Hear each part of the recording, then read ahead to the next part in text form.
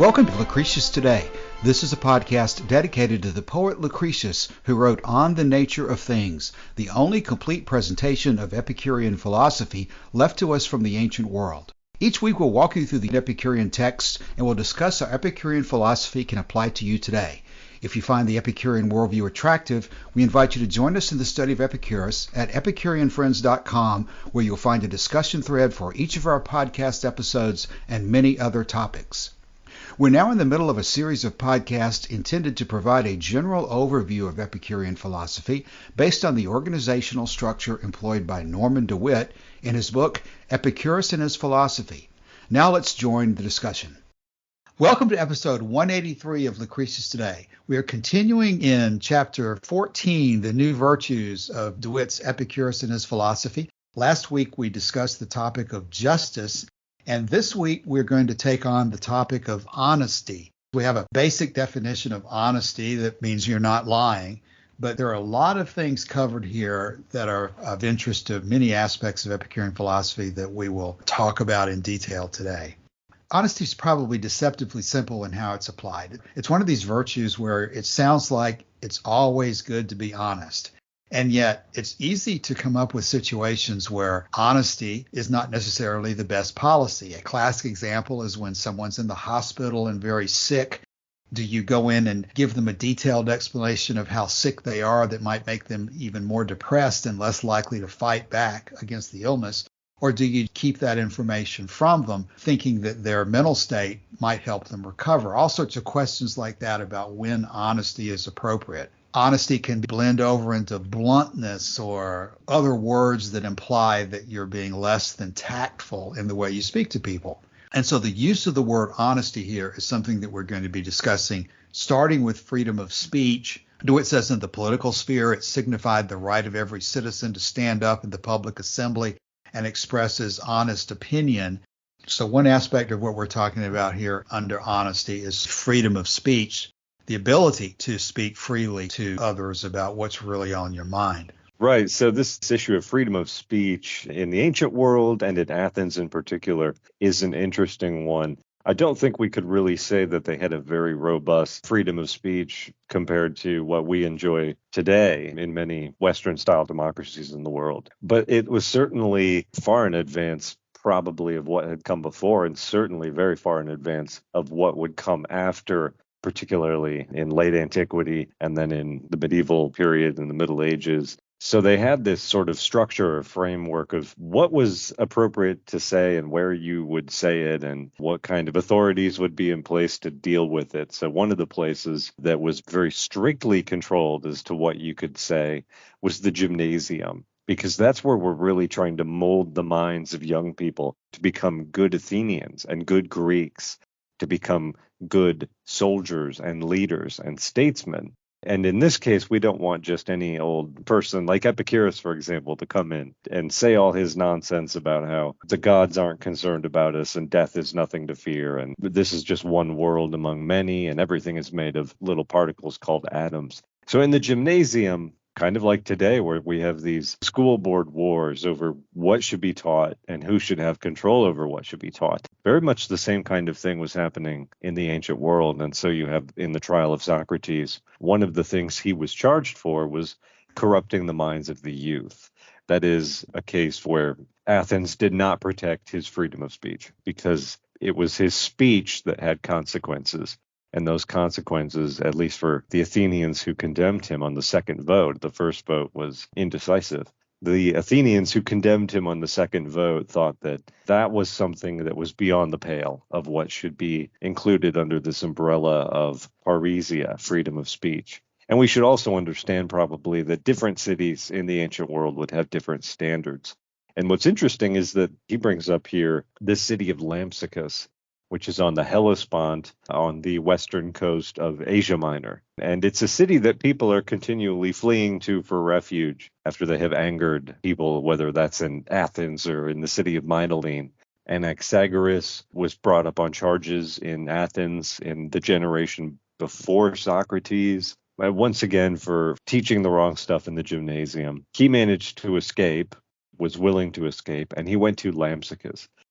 So I guess this influence between Greek and Persian culture in Lampsacus allowed for an environment where these philosophers who were sort of ticking off the establishment could go for refuge. And Epicurus himself does that after he annoys the Platonists of Mytilene. He goes to Lampsacus, which is where he finds most of his new friends. So ancient Greece is not a monolith really in any way that matters, but particularly when it comes to ideas of educating the young. Different city-states will have their different views, and what should be permitted by law is going to be very different in different city-states. Sparta is going to have a very different outlook on a lot of this stuff than Athens. And Athens may have been one of the better, at least from my point of view, as a person who likes freedom of speech. Athens may have been better than others, but nowhere in the ancient world, I don't think, did we really have the kind of really robust protection of speech as we do in, like I say, in Western style democracies today. Right. Rather than having a discussion on honesty and saying, quote, honesty is the best policy, unquote, we're starting out with almost a political or social aspect of honesty in terms of who you're talking to and what the considerations are going to be in the different contexts in which you might be speaking. DeWitt has introduced us to the idea that Athens had this freedom of speech attitude towards the public assemblies, but that it was limited and could get you in trouble if you didn't exercise it properly. DeWitt continues on with, quote, in the judgment of Epicurus, mobs and monarchs fell in the same class because both demanded servility, the surrender of personal integrity. He quotes Vatican Saying 67. A life of freedom cannot amass great riches because of success being difficult without servitude to mobs or monarchs.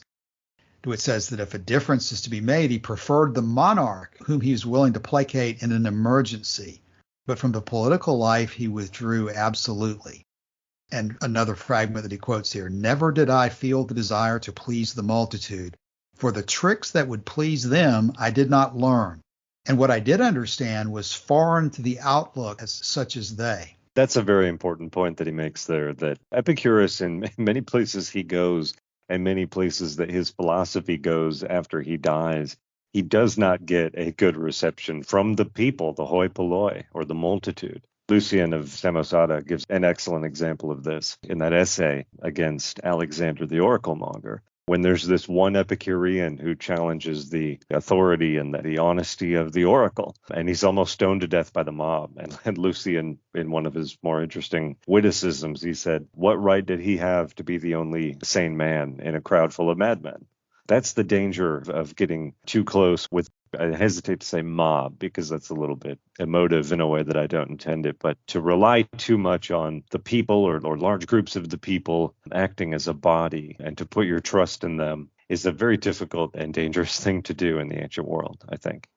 Or in the modern world, it seems like people together, when they herd, are almost like animals in terms of losing their individual restraint, and they become more emotional and more subject to shifting back and forth. Yeah. Now, monarchs, you have a similar problem. And one of the, I guess, motifs of Greek drama is, Aristotle has his idea that there should be in drama unity of theme, unity of action, and unity of place. So the whole story takes place in one setting of the forefront of a temple or whatever, or a palace. And so anything that happens outside of that has to be brought in by messengers. And this is where we get this phrase that we still use, don't shoot the messenger. And an early example of that is recorded in Plutarch's Lives. And he relates a story in which the first messenger that gave notice of the Roman general Lucullus's coming was so far from pleasing Tigranes that he had his head cut off for his pains, and no man dared to bring further information. So in a world where people have this really amazing kind of power, and there are no checks against that kind of power, you do run into danger by simply telling the truth at every turn. And so that is, of course, survived today, this phrase, don't shoot the messenger. Of course, today it's very unlikely that someone will actually kill the messenger. But in the ancient world, particularly in Greek drama and the stories they like to tell each other, this was fairly common. Yeah, it can make you very unpopular to deliver bad news, whether it's a monarch or a mob or any number of people, which I guess highlights the issue that the people who are listening to you can punish you if they don't like what you're saying. DeWitt emphasizes next sort of the reverse of that. He talks about the power of a multitude to tempt the speaker to be false to himself, and that Epicurus extends this even to the wise man who's giving lectures. And he quotes, "The wise man will give readings before a crowd, but not of his own initiative." And Horace said something similar, quote, "I do not give readings for anyone unless friends, and that under compulsion." One thing that DeWitt said earlier on in this book is that the ancient Epicureans were pamphleteers, right? This is part of how they transmitted their philosophy, was by writing letters. We have 3 letters of Epicurus that survive, plus his will, his letter to Idomeneus. But he wrote these letters with the knowledge that the recipient of the letter, Herodotus, Pythocles, and Menoikeus, weren't going to just keep them to themselves, right? These letters were going to be shared among friends. They were going to be copied, distributed into assemblies where people gathered. People would pass them from hand to hand. That this was a much safer way, generally speaking, to share the philosophy with people who were outside of the circle, rather than going to the gymnasium and whipping a bunch of people up into a frenzy about it, because that isn't going to be good for anybody. And Epicurean philosophy is the kind of philosophy in the ancient world that people would be encouraged to oppose, the suspicion to that effect. Yeah. Safer and more effective. I mean, you have example after example. You've talked about the letters of Epicurus. You could include within that Lucretius's poem. You could include within that Diogenes of Oinoander's Wall. In one of his speeches, Cicero talks about that someone should send him a pamphlet, referring to an Epicurean who was in the habit of using pamphlets. The written word is more appropriate to philosophical discussions than just talking to a crowd. And it's a little more sinuous in getting into all the little cracks. You mentioned Lucretius's poem. One of my favorite weird stories about that is that one of the first English language translations of Lucretius came from a very unusual source. It was a Puritan woman named Lucy Hutchinson. And one of the things, after she composes this translation and it starts to circulate, she sends almost like a letter of apology to the Earl of Anglesey to explain why she had undertaken translating the poem and why she now disavowed every one of its tenets. And one of the things she says to him is, "I wanted to have a better understanding of things that I was hearing so much about at secondhand." So the men in her family have more liberty when it comes to leaving the house for one, but also reading dangerous books for another. They're talking about this poem by Lucretius, and they know that it's kind of a dangerous poem, and maybe they find it interesting or agree with it, or maybe they don't. But the point is that it has found its way into these small, intimate spaces where people are talking about it with one another. And she's overhearing these conversations and wants to know more. And the written word can do that. It can get into all these little gaps that you don't get into by going to the Areopagus, for example, in Athens, like St. Paul did in that famous story in the Bible. You can still get in trouble with what you write as opposed to what you say. DeWitt next takes us to the example that Parrhesia indicates, at times at least, that the speaker is telling what he honestly believes without regard for the feelings of others. And in certain instances, that actually adds up to defiance. Epicurus exemplified it when he assailed the Platonists, who he called the deep-voiced, which was accusing them of being like second-rate actors in a theater where they would pitch their voices absurdly low in the performance of kingly roles, and that Metrodorus dubbed the young Platonists would-be Lycurguses and Solons. DeWitt explains that as a reference to Plato's philosopher king, the idea that court posts would be open to graduates of the academy and that there would be a practical way to implement the views of Plato's Republic and his ideas of regimented government. And that being able to convince people, like a Cicero, for example, in a court of law, that would have great value to the institutions of government, but also to the student of Platonism who might find himself useful in that role. And DeWitt says that Epicurus is in Vatican Saying 29, making it very clear, "As for myself, I should prefer to practice the outspokenness demanded by the study of nature, and to issue the kind of oracles that are beneficial to all mankind, even if not a soul shall understand, rather than by falling into step with popular opinions to harvest the lush praise that falls from the favor of the multitude." The emphasis seems to be here that he would prefer to be actually honest and clear and direct, even if the people don't understand him. And we seem to have many examples of that when we read the Epicurean text, when he talks about a God having certain attributes that most people don't understand, or uses the word virtue or pleasure or any other term in a way that people have trouble with because they don't understand what he means, given his definitions of those words. But Epicurus is saying that he's going to tell them the truth as he sees it, even if not a soul understands him. Yeah, and in fact, Cicero, we have an interesting example of the reception of Epicurus's works because Cicero famously complained. He said, do the Epicureans, these tradesmen and people who work every day of their lives, do they really understand Epicurean philosophy while I, Cicero, do not? So we have a complaint from a very well-educated Roman that he doesn't even understand what Epicurus is trying to say, but that people who are drawn to Epicurean philosophy are at least pretending to understand it, and he finds that very frustrating. Yeah, this quote talks about he would prefer to be outspoken and honest as opposed to saying something that would please the multitude. That's what he's saying here. Obviously, Epicurus, like anyone else, wants to be understood and goes to great pains to be understood. You do your best to be clear. The problem and the issue comes when you attempt to soft pedal or compromise or so carefully word what you're saying that you change the meaning to make the people who are listening to you happy. That would be the antithesis of honesty. You want to communicate, yes, but you don't want to change what you're communicating in order to simply make your listener receive it more happily.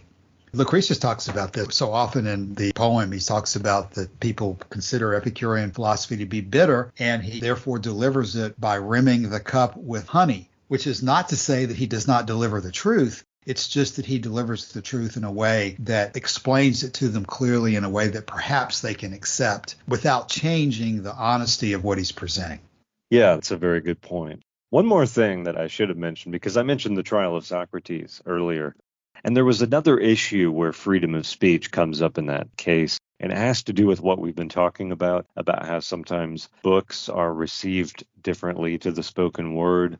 He has this moment in the trial where the prosecutor accuses him of having claimed that the sun was not a god. And Socrates says, interestingly, he says, I never actually did make that claim. I don't know whether the sun is a god or not. But Anaxagoras did say that the sun was not a god. He said that the sun was a ball of hot metal larger than the Peloponnese. And his books are on sale. You can go buy them in the Agora for a drachma. So you're going to kill me for saying something, but it's written in a book that is on everybody's bookshelf. So it gives us some insight into how the spoken word was received differently to the written word. But as Epicurus is saying here, how you say it, what you say it, and who you say it to is also going to have a different impact. DeWitt says it calls for no courage to stand in front of the assembly and report, quote, we have sacrificed to Zeus the Savior and to Athena and to victory, and these sacrifices have been auspicious and salutary for you, as an example of the kind of thing that the mob wants to hear. DeWitt says it does call for courage to flout popular belief and declare that the gods are immune to anger and gratitude and have no part in human affairs. Sometimes DeWitt can get going. He continues on. It calls for no courage to exalt virtue. Even hypocrites will applaud. It does call for courage to declare that pleasure has been ordained by nature as the consummation of life. Even those who so believed might prefer to be reticent. But that is certainly a theme of much of what we talk about. Virtue is applauded by the multitude and by the monarchs. Everyone agrees that virtue has a great sound to it, and we want to be virtuous. And therefore, it really does call for no courage to call for it, because everybody accepts that word as something that is desirable. But it does call for courage to discuss something like Epicurean philosophy, which people do not understand to be desirable and in fact think to be corrupting in arguing that pleasure is the ultimate standard. Yeah, in Shakespeare's Antony and Cleopatra, he has this exchange in Act 5, Scene 2, in which Cleopatra is talking with this person named Dolabella, who is like a servant or whatever. And Cleopatra says, I dreamt there was an Emperor Antony. Oh, such another sleep that I might see but such another man. His face was as the heavens, and therein stuck a sun and a moon, which kept their course and lighted the little O, the earth. His legs bestrid the ocean, his reared arm crested the world. His voice was propertied as all the tuned spheres, and that to friends. But when he meant to quail and shake the orb, he was as rattling thunder. For his bounty there was no winter in it, and autumn it was that grew the more by reaping. His delights were dolphin-like. They showed his back above the element they lived in. In his livery walked crowns and crownets. Realms and islands were as plates dropped from his pocket. And then she says to her servant, think you there was or might be such a man as this I dreamt of? Remember, this is Cleopatra. Essentially, she's a vassal of Rome, but the queen of Egypt, or the pharaoh of Egypt. And the servant says, gentle madam, no. And this sends Cleopatra into a rage. You lie up to the hearing of the gods. So it's dangerous to contradict people. Contradict, of course, means to speak against. So it's dangerous to do, particularly to powerful people. I have to comment at this point, Anthony, I'd never read some of the references that DeWitt talks about here, that Anthony himself might have been to some extent an associate or in the favor of Philodemus, and that there are different descriptions of Anthony that indicate that he had certain Epicurean characteristics, which people say as well about Julius Caesar. So this is an interesting historical detail that perhaps Shakespeare's Antony and Cleopatra has some Epicurean angles in it as well. You know, I have an essay, which I'll give the title of, but which I have not read. It's in this book called Epicurus in Rome, Philosophical Perspectives in the Ciceronian Age, edited by Sergio Iona and Gregson Davis. This is the fifth essay, and it is Caesar the Epicurean, ? A Matter of Life and Death by Katerina Volk. That essay is out there. I'll probably have to read it very soon now that we're talking about it and give my opinion. But that's the same book, by the way, that T.H. Geller-Gode's article on Lucretius and the Size of the Sun. It's in the same book. So I've been very impressed so far with what I've read. Well, if it's a matter of life and death, we certainly need to read it. So I'll add that to my list as well. Okay, we've just been discussing how it calls for no courage to exalt virtue, but it does call for courage to tell the multitude the truth of the matter is that there is no absolute law, and that pleasure and pain are ultimately what's given by nature for the direction of their lives. DeWitt says the sanction for this outspokenness was discovered in the example of nature herself. In the passage last quoted above, he speaks of the outspokenness demanded by the study of nature. And here's an interesting line from DeWitt. This is DeWitt, of course, and not Epicurus, so to keep that in mind. Nature demands this virtue because she is incorruptible herself and requires the same virtue in her disciples. It's kind of interesting to think about what DeWitt even means there in terms of nature being incorruptible.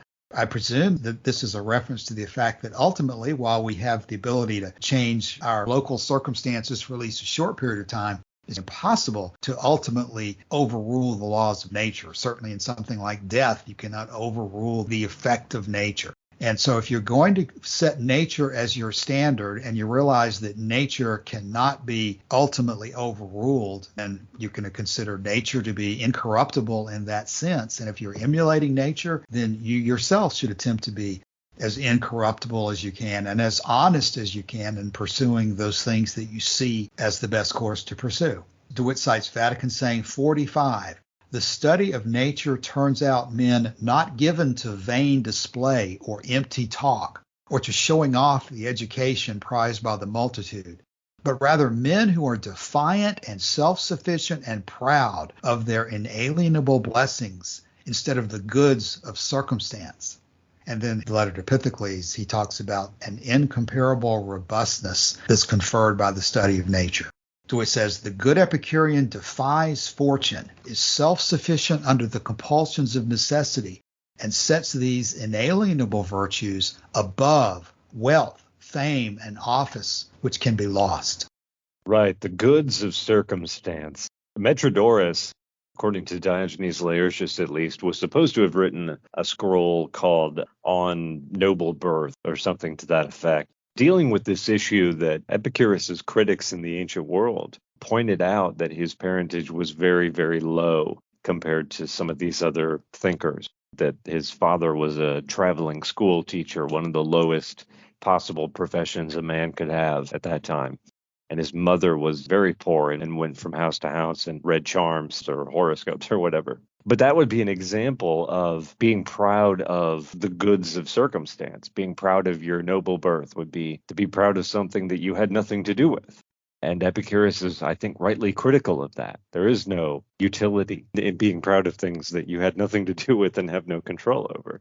Just like you would say to the opposite person that to be born in squalor is not something to be ashamed of. And actually, Horace is very, very good on this point because Horace's father was a freed slave. And Horace, of course, rose to very high ranks, not in government necessarily in Rome, but in culture and in society. He was a very esteemed poet, one of the greatest poets of his age, and very widely read. And he says that he has no shame that his father was a freedman. He's actually very proud of his father. So one of the issues that's tied up in all of this is you're dealing with a society that is, to an extent, far more than, again, the one we live in, probably class-based, status-based. We still have all of that, of course, but to think that it was something shameful to come from poor parents was something that Epicurus was roundly criticized for by his opponents, who thought that philosophers should come from noble stock, I guess is the question.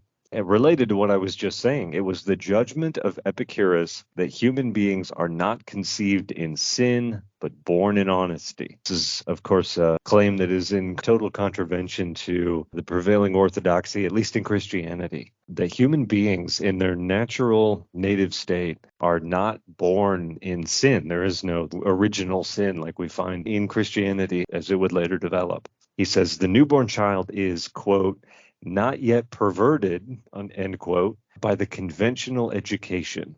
So it's the education that has been arranged for them by the sophists and sycophants of government that actually causes the problem. It's not birth itself that makes children grow up to be wrong about so much of what Epicurus thought the Platonists, for example, were wrong about. It's the education that they get that actually does that to them. Yeah, there's some really important stuff we're discussing here. Again, even though the context is just the single word honesty, we're talking about some extremely deep material, because what could be more pregnant with meaning than the way you look at human life, human children, and say that they're born with original sin and they're worms and perverted as something to be ashamed of, even at birth before they've even done a thing for themselves, versus Epicurus looking to the newborn child as the best way to determine what it is that nature wants you to do with your life. You can hardly find a greater contrast than those two perspectives that Judeo-Christianity teaches us versus what Epicurus teaches. Going back just a moment for Vatican saying 45, we've been talking mostly over the last few minutes about not being proud of your upbringing and things that are goods of circumstance. As usual, Epicurus is telling us not only what not to do, but also giving us an idea of the proper perspective. He's not getting rid of pride. He's putting a pride in other areas of life, that people who study nature are men who are defiant and self-sufficient and proud of their inalienable blessings. Inalienable blessings being presumably those things we talk about regularly that Epicurus values, such as friendship and the reasoned understanding that comes from a proper philosophy. It's almost like, and I think you've said this before, Joshua, but this chapter, the new virtues here, is longer, and it's almost like we're going through and finally producing from the basics of Epicurean philosophy a list of the attitudes and perspectives and the actions that people will take under the influence of Epicurean philosophy. And this Vatican saying 45 is a really good summary of what you can expect the person who has absorbed Epicurean philosophy to be like. DeWitt says that to preserve this natural honesty is indispensable for the happy life. And DeWitt explains that he did not tell Pythocles to flee from every form of culture. But when you understand where Epicurus is coming from, what he's meaning is to shun the whole program of education, which again you've just been discussing, Joshua, calling the dialecticians wholesale corrupters. And now one example of this was the Epicurean attitude towards Socrates, and that Socrates, because of his dishonest affectation of ignorance and his concealment of the deadly weapon of dialectic, was judged guilty of cheating. Even though we today consider the Socratic method, which is used in law schools and different types of teaching, as a brilliant method of teaching, Epicurus is not looking at it beneficially as often people do today. He's looking at not only the fact that it is so frustrating to deal with when people will not answer your question except with a question, that it goes beyond just not beneficial, that it's actually harmful because you're not being honest with the person you're dealing with. Yeah, exactly. You're a jerk. Just say what you mean, Socrates, Right. is the objection here. And it is sometimes, when you read the dialogues of Plato, it is sometimes a little bit frustrating to see Socrates in action, and particularly how he twists things around and manipulates the conversation, which of course is what Plato is doing, the whole project of manipulating the dialectic and the conversation in one direction so that only the conclusion that Plato has selected is the one that is arrived at by the conversation. So that whole project can be very frustrating to read, but some people find it very enjoyable. Right. There's nothing wrong with asking questions, but when you carry it to the extreme of never giving your own position, never giving an answer to the questions that you raise, then you've really crossed a line. I think the example comes out in, again, book 1 of Cicero's own Ends. Torquatus specifically says that when he gets ready to talk about Epicurus, he doesn't want Cicero interrupting him. He's not going to be going back and forth with question and answer. He wants to give a continuous discourse, a narrative presentation. As he has something to say, he wants to be clear about it, and he wants to present it to the listener and not just engage in this back and forth game of question and answer. DeWitt cites one of the fragments and says that this is basically a thrust at Socrates himself in the fragment which reads, quote, "The man who has once attained to wisdom never exhibits the opposite diathesis, nor does he deliberately simulate it." And he says the honesty of the wise man is absolute, that, quote, "he will be the same man in his sleep." Right. Once you've attained to wisdom, you're not going to play the fool just to get people to go along with it or just to lead them to the conclusion you want to lead them to. You're just going to lay it all out and explain what you mean. Epicurus does not take the approach of dialectic. He takes the approach of the synoptic, which DeWitt talked about a lot at the beginning of this book, where in broad strokes, you give the general structure of the philosophy, and then you spend your time always referring back to the broad strokes, to the big picture, while you're filling in the detail. That's how you raise people to understand or educate people to understand what you're saying. It's not by just asking questions. It's one thing we see today on the internet a lot of. You know, I think there's an analog there between, you remember Epicurus has said in Diogenes Laertius to have recommended against basically holding property in common, communism, on the theory that holding property in common is not the way friends act. I think this is another application of that, in that just going back and forth ceaselessly with questions is not the way you treat a friend when you're trying to explain something to them. When you're dealing with someone who's close to you and who you are attempting to beneficially help, you become as clear as possible with them, and you don't engage in the kind of games that you might play if you're speaking to a class or you're speaking to people that you don't necessarily know, who you don't really even know how they're going to receive what you're saying. When you're dealing with someone who's close to you and you're really communicating with them, you can be honest, and much more direct than you would otherwise. Yeah, that's a very good point. And what Epicurus says about holding property in common actually is that it betrays a lack of trust among friends. So the virtues that we're talking about are very much there in that conversation as well. And in this context about friends as well, DeWitt talks about that his loyalty to friends will be absolute. Quote, "The wise man alone will know true gratitude, and in respect of his friends, whether present or absent, will be the same throughout the journey of life." And that's an interesting sideline, that there's an example of that one of the fragments reads, quote, "He will put a certain kind of people to confusion, and most assuredly will not watch men in their cups," which apparently is a reference to the fact that when people get drunk, they say things that they might not necessarily have said when they're not drunk, and that you don't take advantage of those situations with your friends. DeWitt also mentions here on that issue of watching men in their cups, this phrase that's been expressed in Latin as in vino veritas, or in vino veritas, in wine there is truth, was handled by Horace in a way acceptable to Epicurus in the fourth satire of his first book. I can't recall what that is about at the moment, but that's something people can look to for a further example of what he's talking about here. Yeah, so that's a good example of these anecdotes that are going to pepper the rest of our chapter here. Another example of it is in this next paragraph where Plutarch records that Idomeneus, Timocrates, and Herodotus published or wrote about the episode in which Epicurus was encouraged to leave Lampsacus. DeWitt calls him a friendless refugee at that point, as something that would have been embarrassing to Epicurus for them to be talking about. And yet Epicurus praised them instead, even though they had written about this information that was probably something that Epicurus would have been embarrassed about. It's an obscure reference here that I don't have much ability to process, but DeWitt cites to Plutarch for the example, showing, again, the priority that Epicurus placed on honesty. Right. And again, the contrast to that is that essay by Lucian, Alexander the Oracle Monger, who had pretensions to being the son of a god, for example, even though he's holding forth as an oracle in the part of the world where he grew up and where everybody knows who his parents were, right? That they were not highborn, that they were lowborn, and that to claim that your father was Asclepius or whatever is just ridiculous. And Epicurus knows it's ridiculous, but it would also be absurd to be ashamed that your parents were not gods.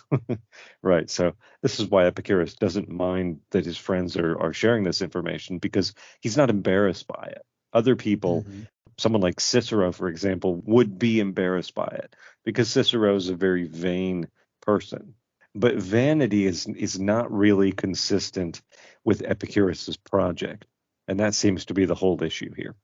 Yeah, that we can afford to tell the truth because we're not going to be hurt when it comes out anyway. Yeah, he connects it here to the style of St. Augustine in his book Confessions, when St. Augustine is really probing deeply into his own life and his own habits in a way that people in the ancient world might not have been disposed to do as much as, for example, Montaigne did for himself, to such an extent that even when these generals, these Greek and Roman generals like Xenophon or Julius Caesar are writing about their campaigns, they're so far from revealing their inner confession that they actually write these books in the third person. Julius Caesar doesn't say, I sent this general over here to suppress this rebellion. He says, Caesar sent this person over here to suppress the rebellion. And Montaigne is so much more open and free and honest in what he's writing, and that was probably not common in Greek literature. Not only not common in Greek literature, but the next point that DeWitt makes is an interesting one, that although no doubt Epicurus had friends that were closer and those who were less close, there's, quote, no record of esoteric doctrines being taught by Epicurus as were inherent in Platonism. And that, as in Vatican Saying 29, he's speaking his teachings as beneficial to all men, which is in contradiction to what Plato had been doing, which was excluding barbarians from the ideal government, and also making reference to his noble lies about how the lower classes have to be led, if necessary, by lies by the upper classes. Yeah, you wouldn't find, in fact, you can look at the famous inscription that was said to sort of guard the doorway at Plato's School of Philosophy, which was, let no man who has not studied geometry enter here. In other words, we're going to keep people out if they don't have the proper framework for understanding this stuff. Whereas the Epicureans will just stick it all up on a wall in this city of Oinwanda, like Diogenes did. Yeah, Joshua, I don't know the details of this, but it's a fairly interesting reference here to the esoteric doctrines such as were inherent in Platonism. I think I've read further about that there's a lot of controversy out there in the academic world about what did Plato really teach inside his school to his closest friends, and was he really saying the same things to them that we know publicly that he was talking about? I know that by personal experience from college and philosophy class, I had a professor who was talking to us. There's apparently a famous professor at, I think it's the University of Chicago, a man named Leo Strauss, who came up with this elaborate theory that Plato's Republic was encoded with almost the opposite meaning of what he says in it. And if I remember correctly, it was something about how when it starts out Plato and his friends are walking towards the city, but he never gets there or something like that. And so because of these facts of the story, he's come up with this theory that, well, you can deduce from the fact that they're no longer living in the real town of Athens that everything is imaginary. And so therefore you can conclude that he really didn't mean what he was saying about all these regimentation theories and community of women and children and so forth. Those things were not intended by Plato to be taken literally. So there apparently is a lot of discussion that Plato would tell different things to different people depending on whether you were one of his inner golden circle or not, which is just the opposite of the way that Epicurus approached things. Right. And it's an attitude, this attitude we're talking about, that is common in Greek religion as well. For example, these mystery cults where you have to be initiated into, for example, the Eleusinian mysteries. So it's not uncommon at that time, but it's totally in contrast to what Epicurus is trying to do. It's like Diogenes of Oinwanda says, I'm trying to reach everybody here because everybody can benefit from this. Slave or free, Greek or barbarian, it doesn't matter because anybody can study this philosophy and anybody can find it useful. Yeah, that seems to be the attractiveness that certain religions use to manipulate people. I guess Gnosticism has a reputation, and there's a later religion that the Roman troops picked up, the one about killing the bull. Forget the name of that one. But the attractiveness is that there's some hidden knowledge that they have monopoly over, that if you become part of their cult, maybe they'll share a little bit of it with you. And exclusivity that arises from that actually makes it more attractive because it makes it more enticing. DeWitt cites Vatican saying 51 as an example of Epicurus' opposite approach, where love is described as, quote, circling in dance around the whole earth, veritably shouting to us all to awaken to the blessedness of the happy life. So there's not a hidden truth. In fact, I think Torquato says that nature is saying all of this to us directly if we'll just listen to it. Yep. That religion, what you were describing among later Romans, is called Mithraism. The doctrine of resurrection of the flesh was a basic belief in the Mithraic circle. It was believed that the long struggle between the principles of good and evil would one day end. At this time, a great bull would appear on earth, and Mithra would redescend and reawaken men to life.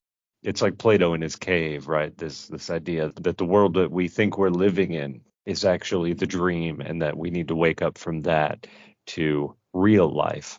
And that to do that, you need to get into some of these cultic practices, these secret programs that were attempting to do that. Epicurus, again, doesn't have time for that approach, I don't think. Yeah, that the whole world is some struggle between these supernatural forces of good and evil, in which we're just pawns and dependent upon the results of these beings that are struggling in some other dimension. And it's just absolutely the opposite of the way Epicurus is approaching things.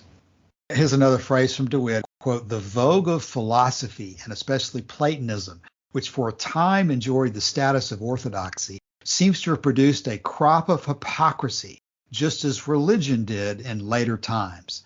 And then he cites Vatican saying 54, quote, we should not make a pretense of philosophizing, but honestly philosophize, because we need to possess real health and not the mere appearance of it.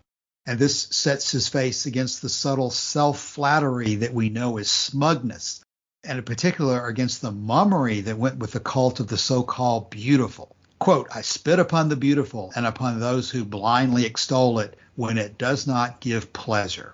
Yeah, the romantic poet John Keats wrote a poem called Ode on a Grecian Urn. And the last two lines of the poem are, beauty is truth, truth, beauty. That is all ye know on earth or all ye need to know. So this idea that when you look at beauty, you're looking at truth.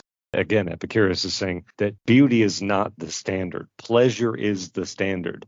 To the extent that beauty is worthwhile, it is worthwhile because it gives pleasure. Right. And that particular point about beauty is something Thomas Jefferson made. I think it's in his letter to William Short. It may be in one of his other letters to John Adams. But this idea that beauty is the key to goodness and correctness is something that we see in lots of different forms It's hard to imagine a more forceful rejection of all this praise of beauty as the interpretation of the good than to say that you spit upon beauty and upon those who blindly extol it when it does not give pleasure. This is an example of the honesty, even when the hearer is going to be offended by it, that Epicurus was willing to do because he thought it was so important. Yeah, being honest, even when it's difficult, is one of the major themes of this whole section. Before we go into the next paragraph, actually, and on that point, one thing that I noticed today, Cassius, and we've had a conversation, I think, about this, is this term called gray rocking. It's called the gray rock method in psychology, where you deliberately act unresponsive or unengaged so that an abusive or manipulative person will lose interest in you. You know, abusive people thrive on emotions and drama. And when you act indifferent and don't show your emotions, they may lose interest and stop bothering you. This would be another example, and I just wanted to bring it up as an example of you don't have to always be running around telling the truth to every person. I don't run around telling, I'm surrounded by people, for example, who have widely different views than I do. And while I'm not going to lie to them about what I think, I also don't have to be constantly badgering them about what I think is true, because that's not really helpful either. And the result of that probably is going to be that we're just never going to talk to each other again. And when you're dealing with family and friends, really close friends, people you've known a long time, it becomes difficult to negotiate this stuff. So if asked the question, I would try to answer as honestly as I could. But this sort of gallivanting honesty where you don't care who you hurt, that kind of approach isn't always the best thing either. Is there any better way to elaborate on that other than to say that we're discussing virtues? Honesty is this virtue, but virtue is not an end in itself. You're not being honest just for the sake of being honest. You're not volunteering information to people who have no reason to receive it, and you have no reason to give it to them.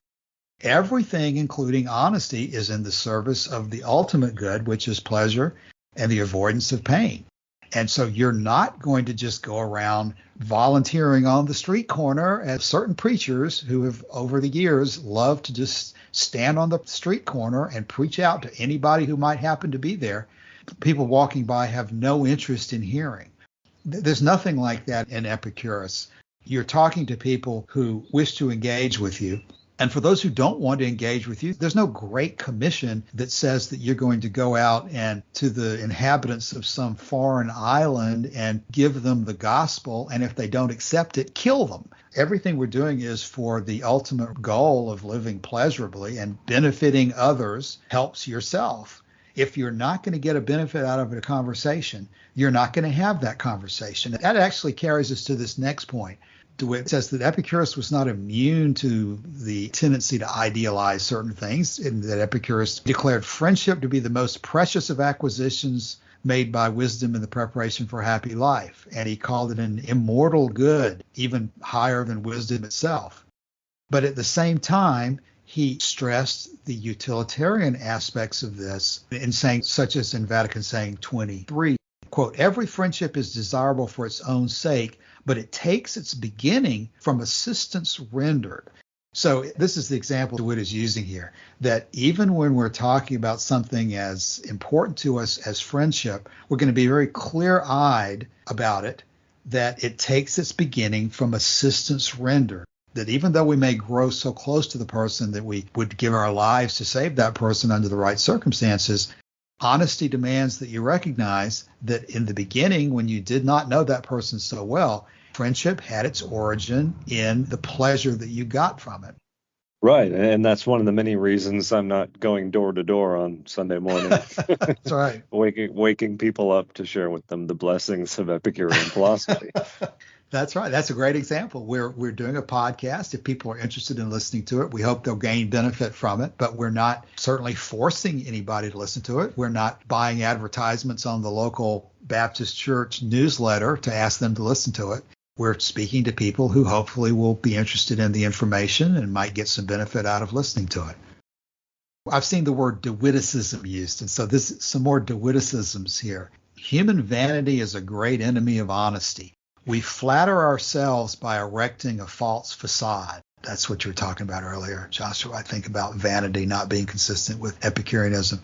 And then human motives are usually mixed, but expediency dons the mask of idealism. The reality is, no matter how idealistic somebody is claiming to be, they usually have motives beyond just the claimed affectation of this ideal abstraction that they're pursuing. Yeah, I don't know why, but it makes me think of this scene in the HBO series Rome when Caesar is marching on the Capitol and Pompey doesn't have his legions ready.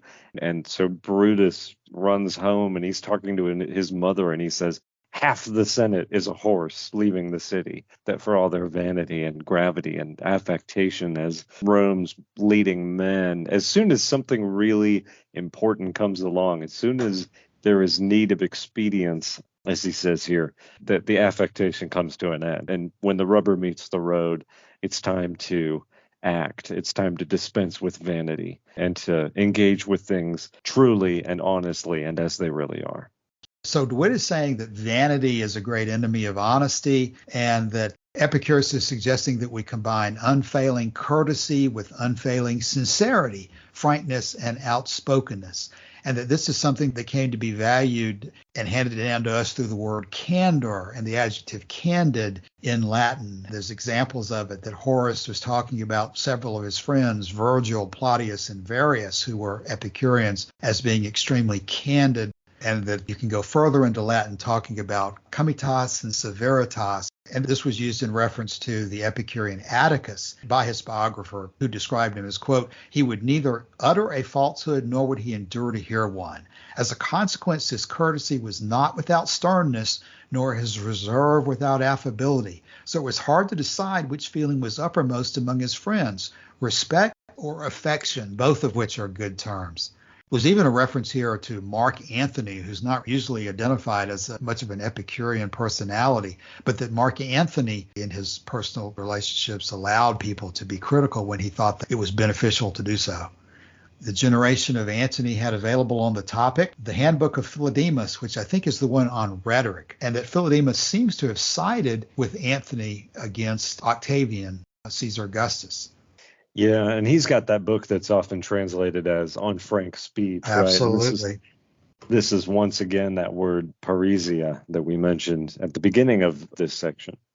And so the final paragraph that DeWitt says today, quote, such was honesty as Epicurus conceived it, a total integrity of character. It was enjoined by nature. To preserve it was the objective of education. It was destroyed by the study of rhetoric and dialectic. It was opposed to sycophancy in politics, obsequiousness in court life, smugness and hypocrisy in private life.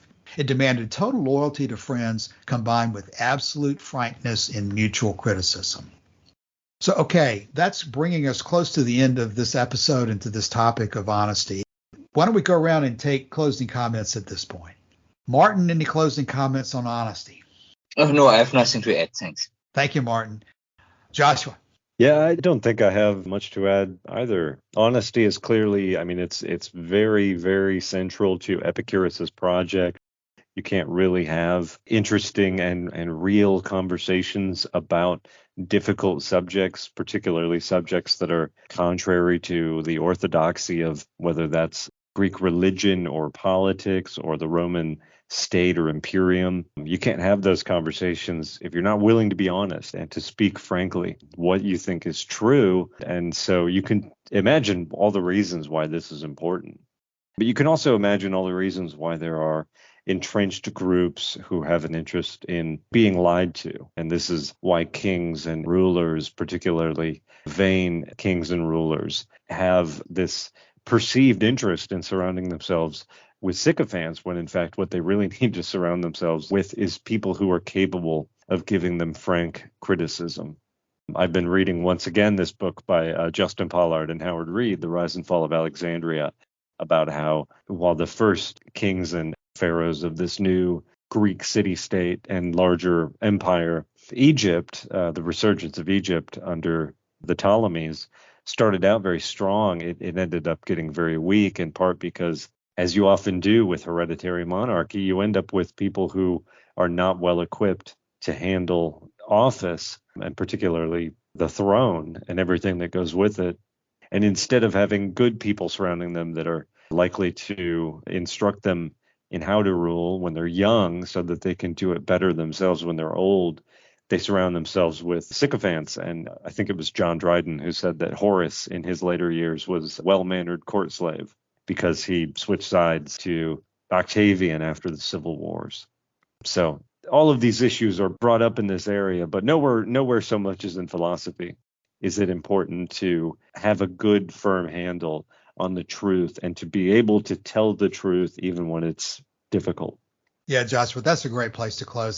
And it's particularly galling out there to see comments made that Epicurean philosophy is something which expects its students to be slavishly devoted to what Epicurus said and to just take everything on authority and not have thoughts on their own. It's galling because it's 100% the opposite of what Epicurus was teaching. Honesty and questioning of authority is at the very center of Epicurean philosophy. And there's no way that Epicurus could have taught this to his students without them understanding that he meant for them to question indeed what he himself was teaching. There's an excellent phrase in Lucretius that I'm not going to be able to quote in full about a new direction in philosophy is presenting itself to you. You need to examine it as closely as you can. And if you find it to be true, embrace it. But if you find it to be false, to do everything you can to swat it down. That's the attitude of Epicurean philosophy, one of inquiry, one of pursuing the evidence wherever it leads, even when it might be uncomfortable to find the result of your investigation, which it often is when we live in a world that is corrupted by religion and false philosophy as we do. Well, why don't we bring it to a close on that point this week? We'll come back next week and discuss the next section on faith, which is a subject we'll have to go into in great detail because, again, this is a word that is corrupted, that faith means blind faith. And we will see in the Epicurean scheme of things how you can have confidence in something without having blind faith. But we'll treat that next week. In the meantime, please stop by the forum, let us know your questions and comments, and join us next week. Thanks, and see you then. Bye.